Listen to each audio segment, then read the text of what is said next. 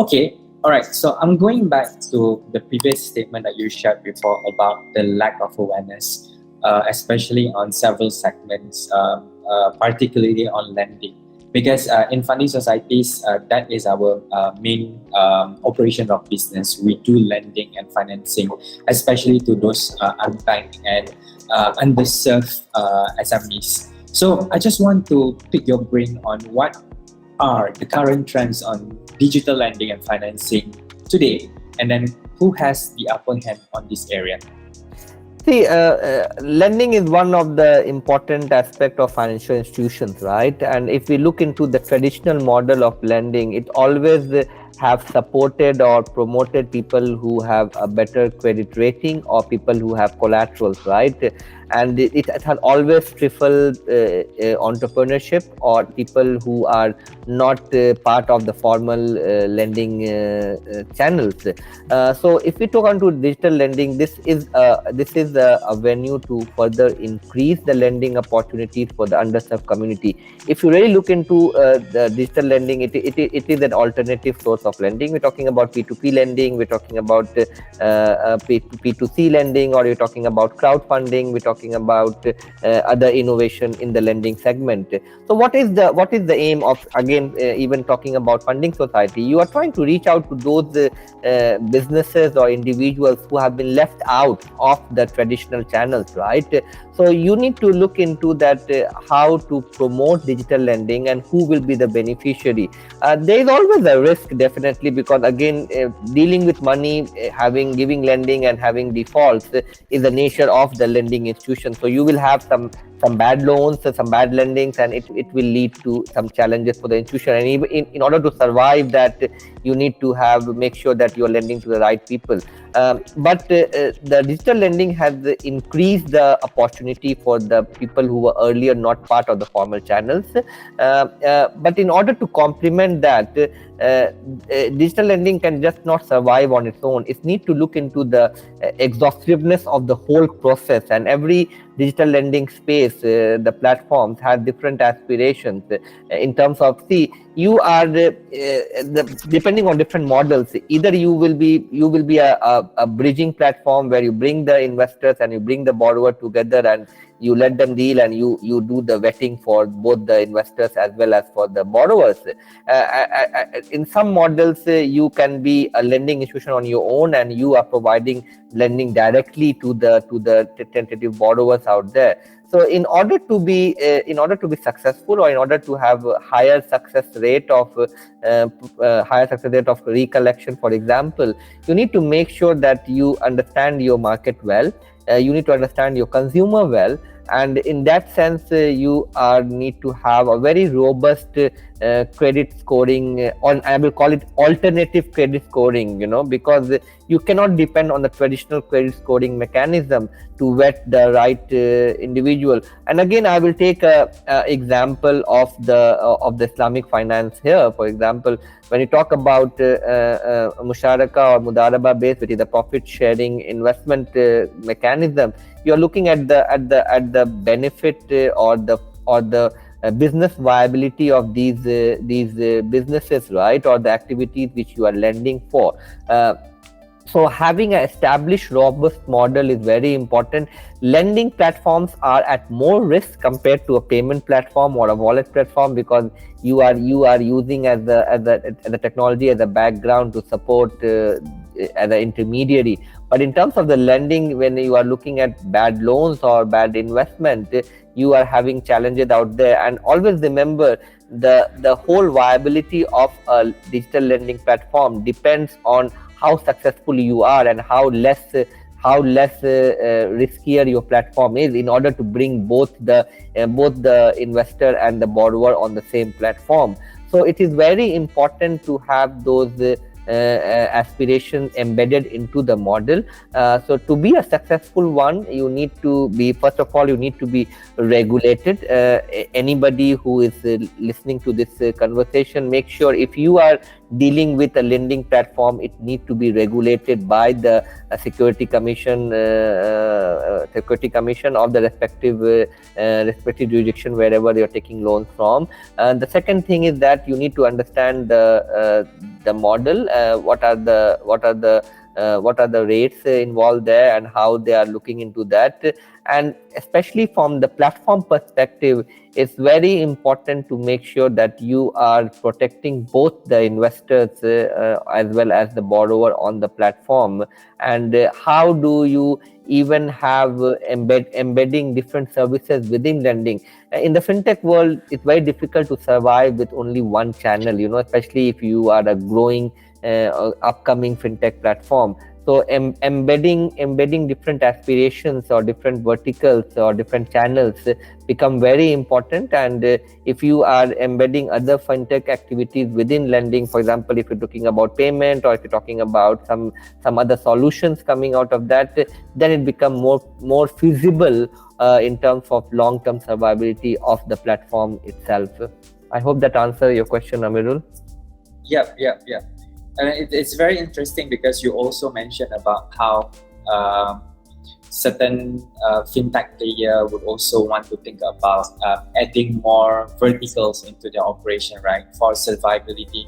So I just want to pick more on that. So in terms of a fintech player to be offering a full-fledged financial services to the consumers, aside from it being regulated, what are the you think the key important elements that they need to be aware of for them to be able to serve as a full-fledged financial services company?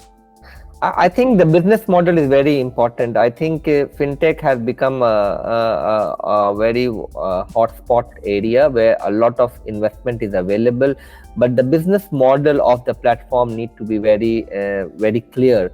What is your long-term aspiration? Where you want to innovate? Do you have the right people and the right business model to operate, and so on? I do mention this thing in my lectures or in my talk that we have to be aware that almost 85 to 90% of the fintech startup won't survive beyond 3 years. We have a lot of examples locally, regionally, and globally and we can always see that fintech are going bankrupt or fintech are running out of steam and they are going defunct.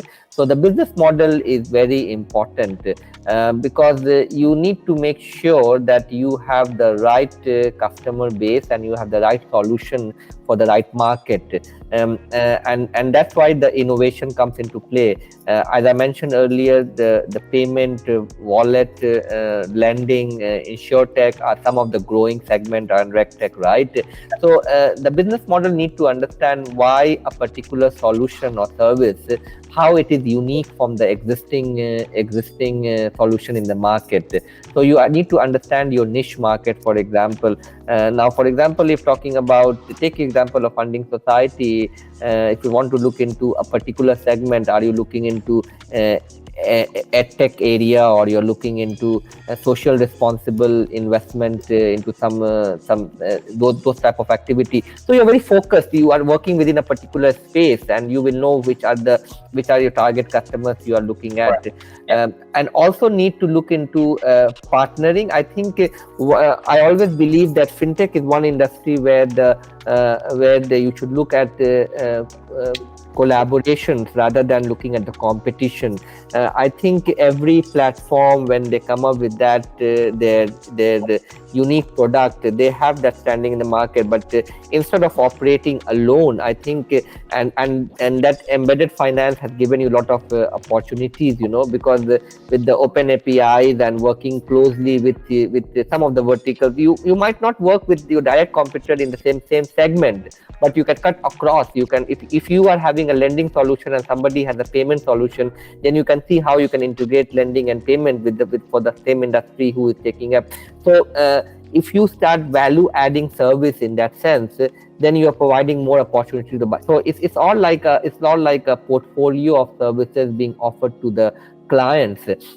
And the other thing is that you also have to look into what is your long-term aspiration. There are many fintech platforms, Amirul, which are looking to go for big bucks have create a hypothetical or a very aspirational valuation in the market, which actually they are not that much worth of it. We have recently seen what happened to Robinhood or Klarna for in that sense, where the actual valuation is much lower than what it is being projected in the market. So some fintech has an aspiration that they want to grow very big, create a big valuation tag on the company, and they are ready to be sold out to some of the big players and get out of the market. There are some fintech aspirations like Scola Fund, for example, here, or Ethis, for example, in this part of the world, which are looking to create some type of changes, Amirul, so the aspiration is not just for profitability, but at the same time, yes, remain stable, remain profitable, but at the same time solve some of the challenges in the financial services industry which they are not being catered for that particular group. So there's always a room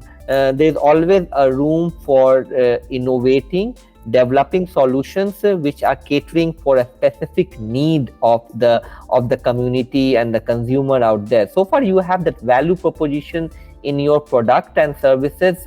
Your survivability is definitely out there. The another thing which I have felt in Malaysian context, that even though we have innovative solutions, we do not attract that much of funding. It's a known factor in this part of the world.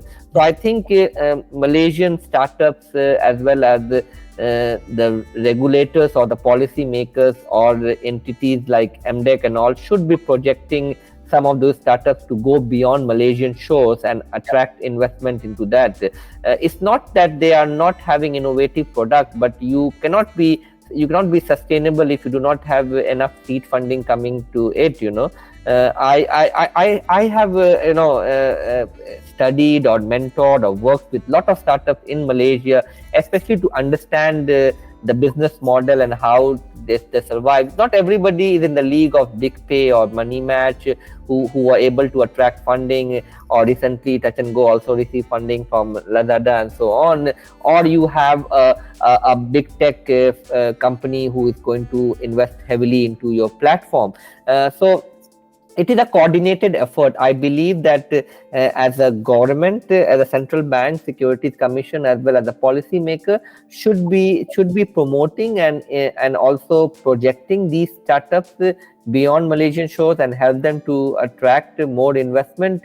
And I think there are a lot of opportunities, especially in the fintech solutions for Islamic financial area, because as we are pioneer in that, there is a lot of opportunities for look into Sharia compliant fintech solutions, to look into that. I at the moment we do see some interaction, some foreplay between the two segments, Islamic finance and fintech solution, but I think there is a lot of opportunity to do that. So it's everybody's role, and awareness becomes very important. Awareness is the key, where people need to be aware that what are the things we can develop. The next phase of development in Malaysia will be digital banking, and we need to see that how people are, how the consumers are taking it really. And it already started the competition in that sense. For example, Bank Islam said that we do not need a digital banking license to offer digital banking solution. We can have direct product available, digital banking solution available in that sense. So the moment you have more and more innovation, the traditional player will also be it creates an environment where more innovation will take place, and who will benefit? In end of the day, it will be consumer who will benefit. Cheap product, innovative product, and will be the time and cost efficient for them. Yeah. Okay. All right. Yeah. It's really interesting when you mention about the fintech space. They should be valuing more collaboration over competition, right? And then for them to also have a long-term aspirations in order for them to expand the business model and make sure at the same time what they are offering to the market is relevant and acceptable to ensure the survivability. Okay, all right. And then you also mentioned about how the fintech innovations and also the technology are helping the consumers, right? So I just want to bring a little bit to the retail consumers on your view on the buy now, pay later, because to some extent, this is also some sort of lending services as well, But I just want to know more from your view. What's your thoughts on buy now pay later model?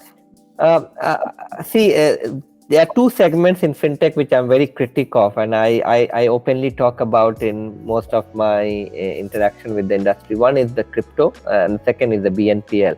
Uh, if we talk about BNPL as it is being projected, it's buy now pay later, but there are challenges there where consumers understand it as buy now pay never, BNPN, and that is the challenge which is going to have a impending impact on overall economy, because we are talking about giving option to this. People just simply understand that, okay, you are deferring your payment over the period of time, but it's not coming cheap. People do not understand that you have a cost attached to it. Nothing in the financial world comes for free. Everything has a cost involved there.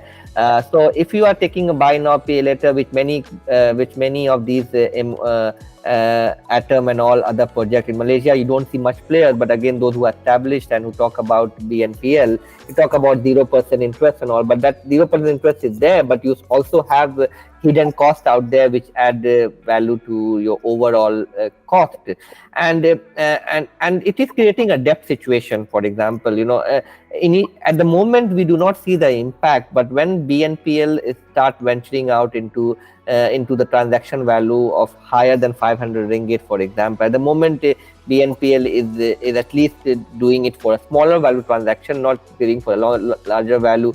But at some point of time, that will be attractive with some interest rate on a larger value of transaction. And who are your targets? See, just look at the intended target of BNPL market. BNPL market is for the people who do not have a credit card or do not have a formal channel to have a installment plan for their payments, or do not use the card to give a 12-month installment and so on. So who are your target market? Basically the people who have been excluded from credit card market, maybe because they might not have that cushion level for the banks to offer them credit card, right? So there must be a reason for why these people have not been offered credit card, correct? Okay, so now if these people who do not have access to credit card, they have an alternative way of deferring their payment in the form of installment, right? It can especially with the young consumers out there, the millennials and all. Whenever you have, and you can see that there are a lot of, especially post-COVID, a lot of BNPL players have come up. Why? Because people are now trying to go back to the market, try to buy. People are going back into the job, and this particular thing has become. BNPL has given the opportunity. Okay, if I can't afford now, let me buy now and pay later, and keep on adding my debt value. So far it is at the controllable level from economic perspective. Overall economic perspective is fine. But if just take an example that every drop of the water can count towards filling up a bucket, right? So imagine if you have so many BNPL customers, and if you have a huge rate of defaults coming out of these BNPL customers, what will happen to the overall? It will going to increase the debt level in the economy, right? And again, who will be suffering because you are passing on it to the BNPL players who might be interacting with the banks for somehow, or they might have a license to operate into BNPL. So eventually, it's a debt situation in the economy. So again, coming back to the key thing is that most of the BNPL in this part of the world are unregulated, right? They need to be regulated in that sense. Need to understand the model. Need to look into the quantum of the purchase where the BNPL services can be provided, and on what type of services. Are you inducing customers to buy more because you can pay later, or you are helping the consumer to buy now and pay later because they can't afford? So there's a big distinction, Amirul, in this scenario. Are you inducing to buy because it is you can pay later, or are you helping the consumer to buy because you cannot afford to pay now, but you can afford to pay over a period of time. So that distinction is very important to understand the novelty of BNPL. And until unless we overcome the challenges of the debt-like scenario in the overall economy and have some sort of oversight. The good thing is that like when people like us talk critically about it in mainstream media, at least the regulators also pick up these things, and some of the defaults or some of the bankruptcy of these players do help regulators to think about it. Regulation cannot be done overnight, especially in the financial services world. You need to look into a lot of stakeholders. You need to have discussion. You need to have a draft regulation. You need to get comments from the stakeholders on the draft before it become implemented. So we are happy to see that the regulation is coming up, but it is a bit slow in that space. So unless it is regulated, I will say that it is still a very dangerous product out there because it can create a debt-like scenario. Yeah, correct. Yeah, whether we are helping the customer to solve and then provide them a solution because they cannot afford it at that moment, or whether we are encouraging them to buy more. So yeah, I like that distinct differentiation. And also it goes back to the lack of financial awareness and also financial education in this space, right? Because then I think with a good understanding of financial literacy and with a good resources and access to financial education, the customers will also be understood on the importance of having access to this type of lending, for them to understand that this is not something that they should be taking advantage of. It's something that would be useful for them to solve whatever problems that they are facing at that moment.